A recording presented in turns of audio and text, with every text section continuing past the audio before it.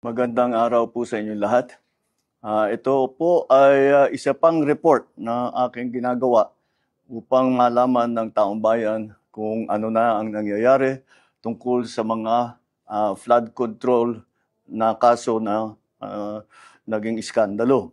At kung ano ang mga ating nagawa upang mapanagot ang mga may kagagawan nito. Kaya nais kong i-report na ang ombudsman formal nang naghain ng kaso laban kina Saldico at iba pang 17 individual batay sa mga ebidensyang iniakyat ng ICI at saka ng DPWH. Hindi po ito haka-haka, hindi po ito kwento.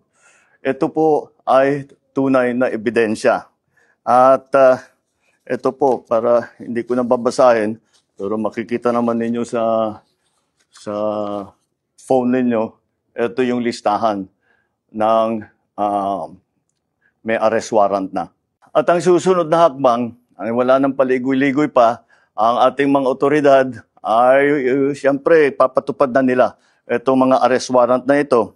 Aarestuhin na sila, ihaharap sa korte at pananagutin sa batas. Walang special na pagtrato, walang sinasanto. Ako ang nagsimula nitong lahat.